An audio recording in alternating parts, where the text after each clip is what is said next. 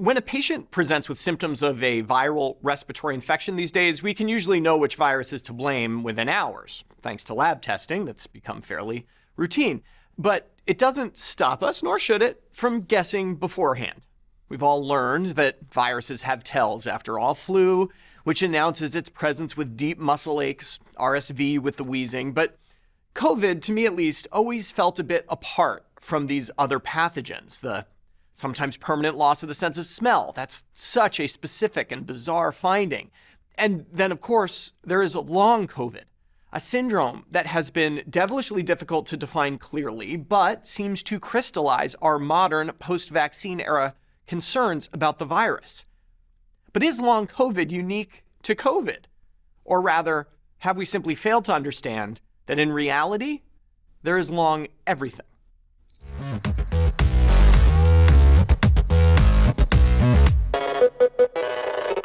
The study we're looking at this week acknowledges a host of post-COVID conditions that occur with some frequency after a COVID hospitalization. But the heart of any epidemiologic study is the control group.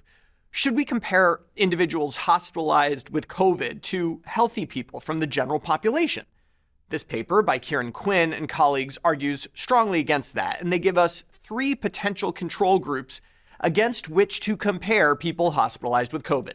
Individuals hospitalized with influenza in the pre-COVID era, individuals hospitalized with sepsis in the pre-COVID era, and individuals hospitalized with sepsis during COVID but who were not COVID infected.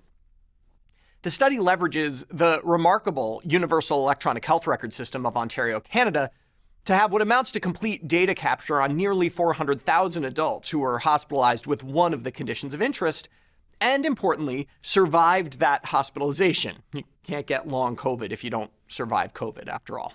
Now, patients hospitalized with COVID are quite different from those hospitalized with flu or sepsis. They were substantially younger, with mean age 61 compared to 74 or 75. They're less likely to be female. It's become quite clear that men tend to do worse with COVID than women, after all. It's worth noting that only 15.3% of the COVID group had received a dose of vaccine, compared to 35% of the sepsis group hospitalized during the pandemic.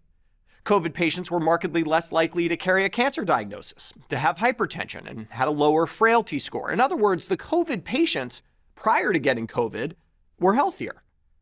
Nevertheless, patients with COVID were more likely to end up in the ICU and require mechanical ventilation. So I want to be clear on this as we move forward. COVID is worse than flu, even worse than sepsis, at least for hospital survivors. We need to take that severity of illness into account when we think about long COVID. The syndrome may represent the unique pathophysiologic consequence of COVID itself, or it might represent the sequela of any severe illness. It's just that COVID happens to be a particularly severe illness. Okay, the researchers used something called propensity score overlap weighting to account for those baseline differences among patients, as well as for the stuff that happened during the hospitalization, accounting for the particular severity of COVID, essentially. This is a rather novel method to account for traditional confounders, which I really like, and my lab has actually used in a few papers before. You get very balanced groups after the process. Sorry for the inside baseball. Okay, the big question. If we account for the fact that people who get hospitalized with COVID tend to be healthier than people hospitalized for flu and sepsis, and also the fact that people hospitalized with COVID tend to have a worse course than people hospitalized for flu and sepsis, who would have worse outcomes after discharge?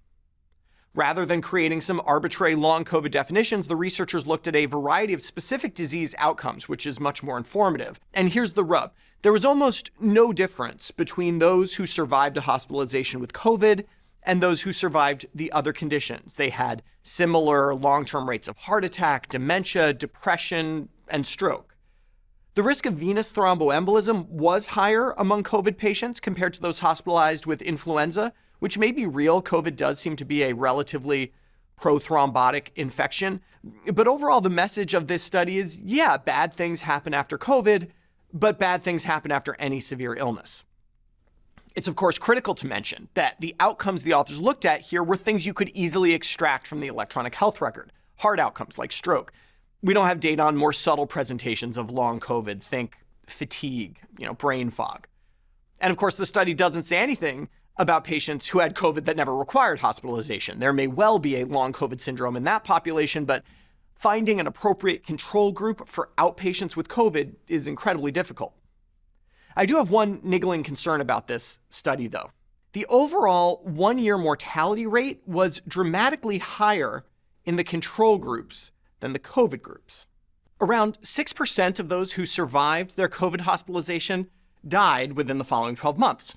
Around 12% of those who survived a flu hospitalization and 25% who survived a sepsis hospitalization died in the next 12 months.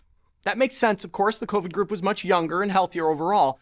But the authors treated death as a competing risk in their analysis, which means that people who die don't contribute to the rate of other conditions. You can't have a stroke if you die of something else before you have a stroke. It's like saying that ingesting cyanide reduces the risk of getting struck by lightning. Sure it does, but not really in the way you want.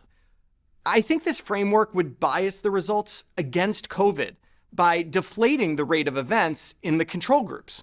Censoring for death rather than treating it as a competing risk would reveal this difference, but the authors don't report that analysis. So, does long COVID exist? Yes, absolutely. Is long COVID different than long flu, long sepsis? That is less clear. The real question is whether there is a syndrome unique to COVID that we can identify. That has proven somewhat difficult. Future research should certainly investigate clotting phenomena, but should also consider whether the higher death rate of those hospitalized for other conditions makes COVID look worse than it should. For Medscape, I'm Perry Wilson.